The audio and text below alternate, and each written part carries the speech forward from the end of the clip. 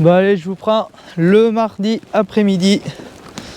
Donc cet après-midi, du petit boulot sur la ferme. On doit notamment faire du mélange pour les génisses. Donc le mélange génisse, c'est farine et colza. On met tout dans la mélangeuse et on le stocke à plat. Et on le reprend après tous les jours au valet de ferme. Et on a aussi le silo d'herbe à débâcher. Hier après-midi, on était 3 hier, il y avait mon père, Erwan et moi. On a commencé à changer nos logettes. Donc changer les logettes, j'appelle par là, les rétrécir et reculer la barre au garrot. Il y en a 25 de fait. Donc, et le fait de les rétrécir, on gagne 4 places dans l'ensemble du bâtiment. Donc, bon, comme vous le voyez, hein, temps de saison, ça n'a pas bien changé depuis la semaine dernière. On est toujours dans la neige, le froid, la neige encore bien poudreuse, ça dégèle pas de la journée. On a dû avoisiner les 0 degrés autour des midis, mais c'est bien tout. On est descendu à moins 8, moins 9, ressenti moins 14 le week-end dernier, là, donc ça caille pas mal. Donc voilà, allez, on fait un peu tout ce petit boulot et après on monte et je vous fais voir l'histoire des logettes.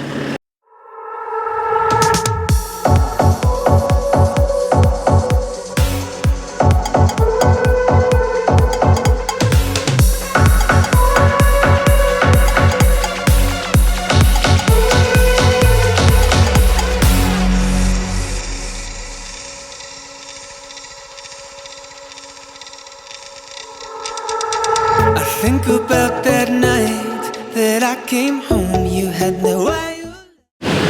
Donc là, silo d'herbe intérieur, très agréable en confort de travail avec des hivers comme il fait en ce moment où il y a de la neige. Donc là, il y a des bottes de paille, ça fait un stockage supplémentaire sur le silo. Et là, en dessous, l'herbe, donc c'est la première ensilage de première coupe 2022. Ah, il y a le père, il va essayer de faire comme dans les TikTok.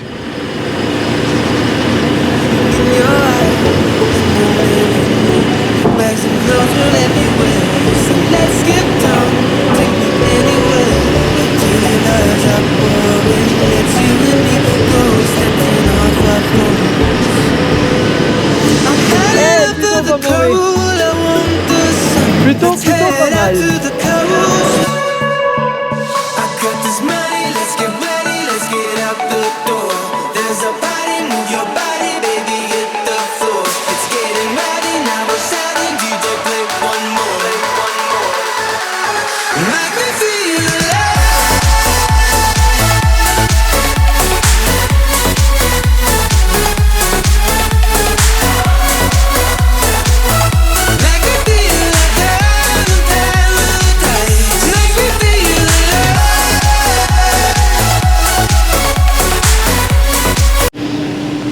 Tac, et ben voilà, silo débâché pour une bonne semaine. Bon, on n'y a pas passé longtemps, on a dû y travailler un quart d'heure. Toujours mieux de le faire à deux. Ça évite les accidents, surtout avec un front d'attaque comme ça là. Allez, je fais pratiquement 1m80 et bras levé. J'arrive là. Et il y a encore un bon mètre au-dessus de moi, donc il y a un bon 3 mètres en front d'attaque. Donc il faut faire gaffe. Quand on monte à l'échelle et tout, des fois on a autant vite fait de s'y mettre à deux. Il y en a un qui monte sur le silo en montant dans le godet. On enlève le pourri, on enlève tout le bordel. Et on redescend dans le godet. On prend le gros godet, comme ça évite de faire plusieurs voyages. Et ça va assez vite. Bon, je crois que je vous ai jamais fait le retour aussi sur l'ensilage de seigle qui était hyper sec. Et à notre grande surprise, il s'est très bien conservé. Donc on l'avait fait hacher ultra fin. Donc il chauffe pas, il n'est pas abîmé. Et alors ça avait été ensilé hyper sec et c'est ressorti plutôt correct en matière sèche. Donc ça c'est pour les génisses et elles en raffolent. Oula, ça glisse. Bon, ça c'est fait. Maintenant on va faire la farine, je pense. Et puis on sera pas mal pour le boulot d'en bas.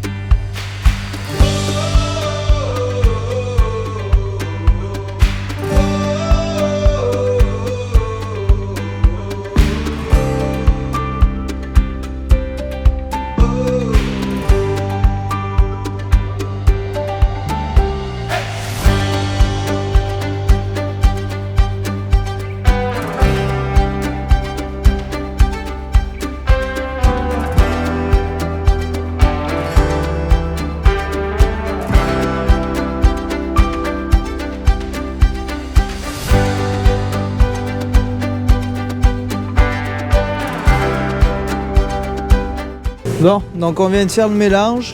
Donc la proportion c'est 2 tiers de farine, 1 tiers de colza.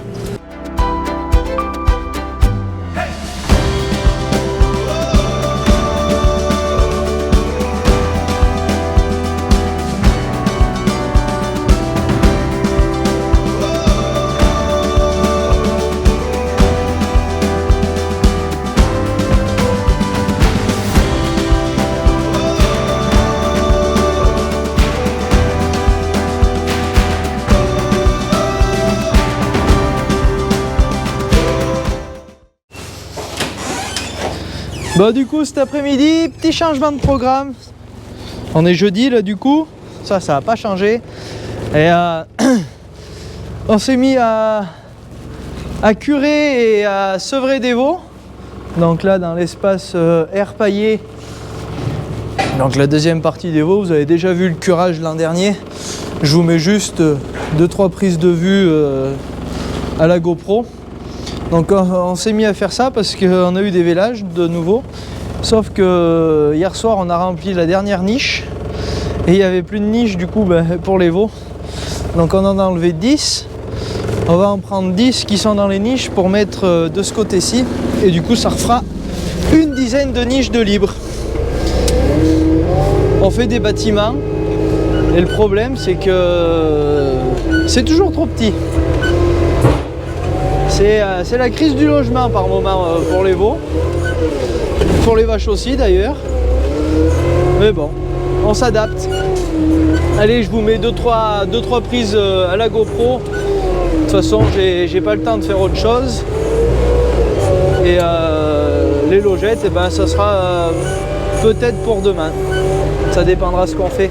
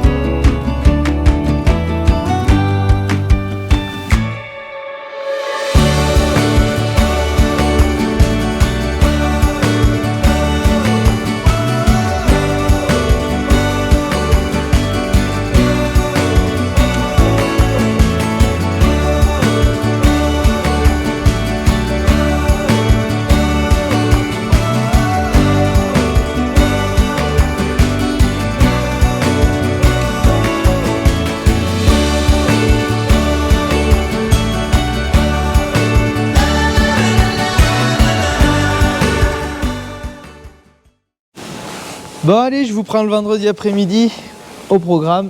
On fait du rétrécissement de logette et du réajustement de barre au garrot. Bon, je vous en ai parlé toute la semaine, mais il n'y a qu'aujourd'hui que je vous prends le temps de le filmer.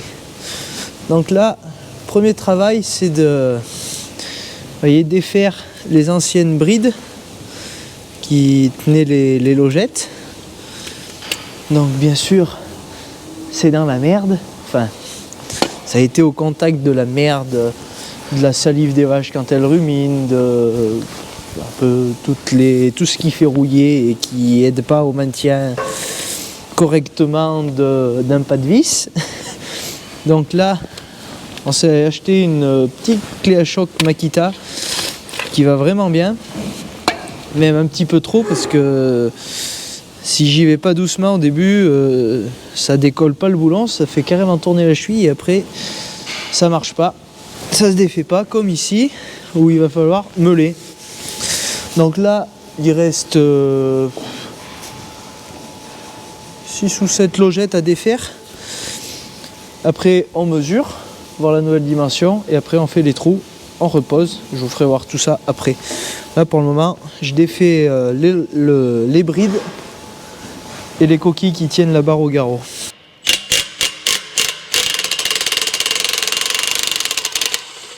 Tac.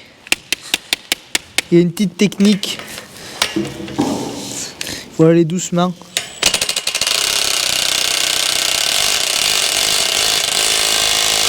Et en fait, dès que la douille elle tourne un petit peu dans le sens de serrage, on inverse et on desserre. Ça marche pas tout le temps, mais des fois ça marche.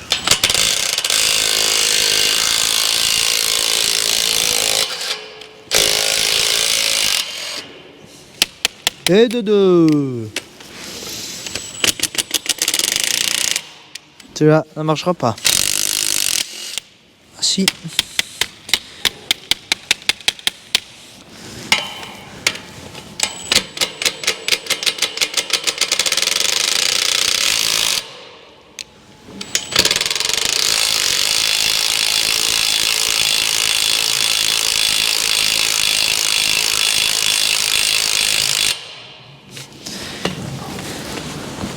Pas bon.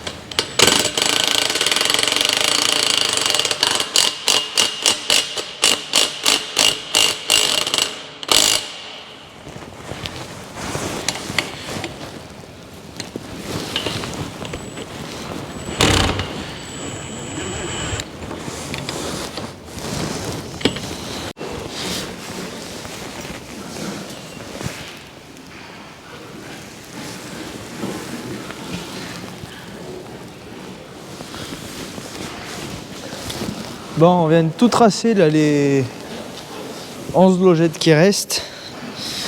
Donc là, ça va être l'endroit où on va rajouter la logette supplémentaire. Donc la formule, elle est très simple en fait. On a mesuré la longueur de logette, donc il y a 30 mètres. Actuellement, il y a 25 logettes et on veut en mettre 26. Donc si on fait 30 divisé par 26, ça fait 1,1518 et plein de chiffres derrière. Donc on garde ce chiffre et à chaque logette, donc pour la 1 c'est 1,15, pour la 2 c'est 2,30 et à chaque fois on garde toujours le chiffre et on marque x3, x4, x5, x6, x7, x8, x9, toujours en gardant 1,15 et des poussières derrière. Parce que si on fait 115 au mètre, on fait 115, un trait, on décale de 115, et bien au bout il manque 15 cm en gros. Donc il y aurait une logette qui serait soit trop grande, soit trop petite. Donc c'est pas le but c'est que 26 logettes rentrent dans 30 mètres. Et du coup, ben, il faut faire cette formule. Donc là, vous voyez, ça c'est mon gabarit du coup. Donc là, il y a une marque qui est centrée de ces deux points. Et donc là, ce trait, c'est l'emplacement de la nouvelle logette. Et si on cherche bien, l'ancienne logette était ici. Donc on se décale de à peu près une cinquantaine de centimètres. Donc ça c'est pas bien parce qu'on a oublié de l'enfoncer, il faudra y penser. Donc les anciennes chevilles, donc la logette d'après elle est ici. Donc celle-là, elle va venir là. Et ainsi de suite jusqu'au bout. Et la dernière, je vais aller vous faire voir, elle va se décaler de seulement 4 cm. C'est magique.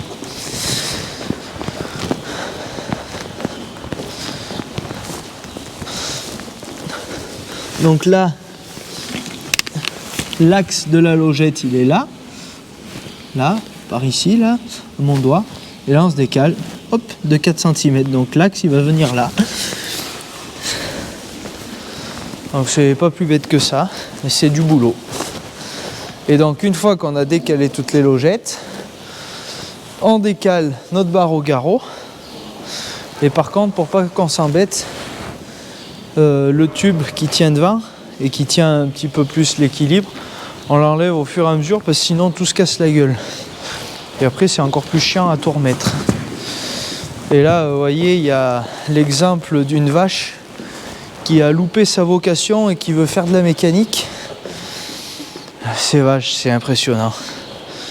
Dès que tu bricoles quelque chose, là par exemple un exemple tout bête, là c'est le seau. Il y a de l'eau dedans, il y a tous les boulons qu'on a coupés, enfin les écrous qu'on a coupés, les rondelles. Et ben elles peuvent pas s'empêcher d'y mettre le nez dedans.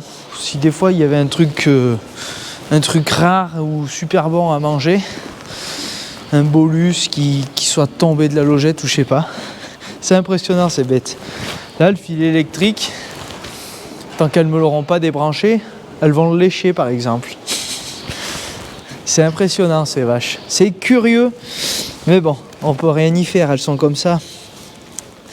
Elles nous font vivre, on va pas se plaindre. Bon allez, moi j'attaque les trous et on enquille les logettes au fur et à mesure.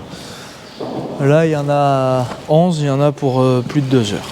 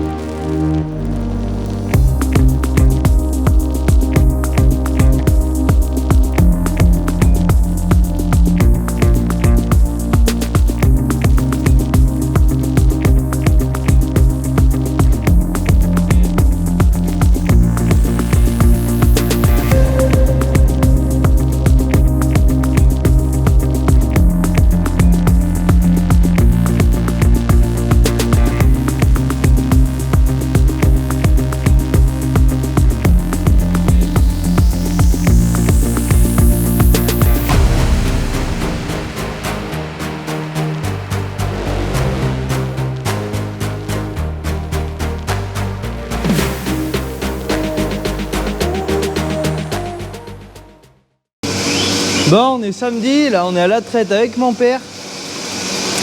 Bon, hier après-midi, j'ai pas pu finir de vous filmer le remontage des logettes.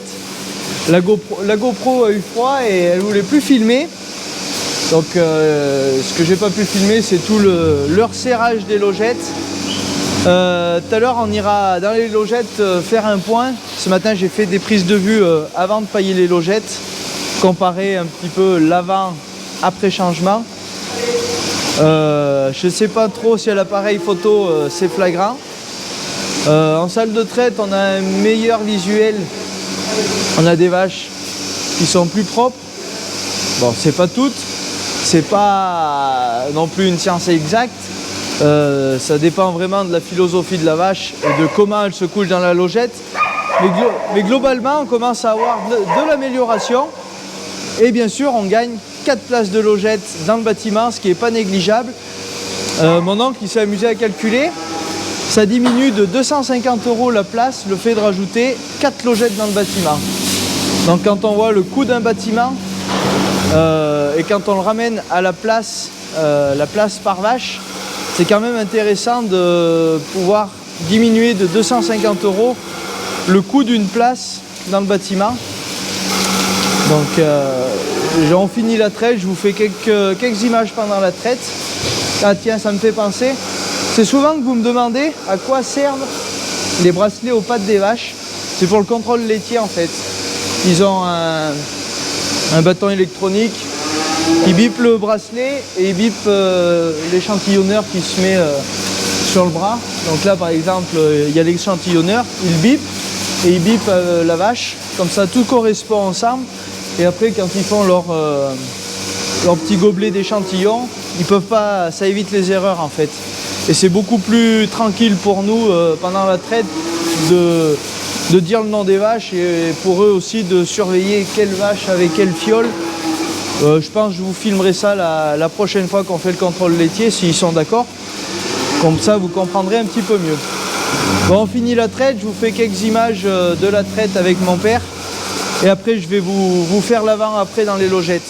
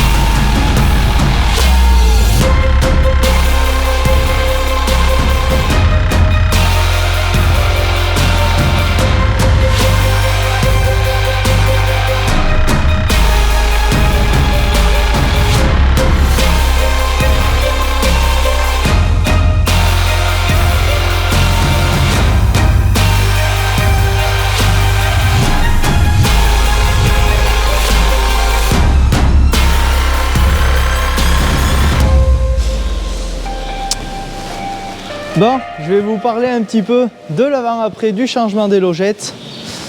Donc déjà, de ce côté, donc c'est les 26 nouvelles logettes. Donc là, il y a 2 fois 26 sur la longueur. Et de ce côté, donc on va faire côté fosse, côté couloir d'alimentation. Donc côté couloir d'alimentation, toute la longueur est faite. Côté fosse, rien n'a été touché. Donc je vais vous faire voir avant déjà. Donc déjà, cas typique, vache mal couchée. Elle a la colonne qui est appuyée contre la logette et qui déborde dans l'autre logette. Donc ça, c'est une vache qui est mal couchée. Donc vous voyez, là, le postérieur qui est à 20-30 cm à l'arrière, enfin dans la logette du coup, du bord, par rapport au bord. Même topo pour celle-ci. Donc là, la vache qui arrive, eh ben, ça lui donne moins envie de se coucher. Même topo pour celle-là. Donc là, on voit clairement que les vaches s'avancent trop et se couchent en travers. Donc là, qu'est-ce qu'on a fait dans les nouvelles logettes? Je vais vous faire voir.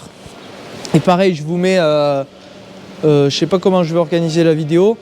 Il y aura des passages de vue de comment les logettes sont sales et de comment les logettes sont sales une fois la modification faite.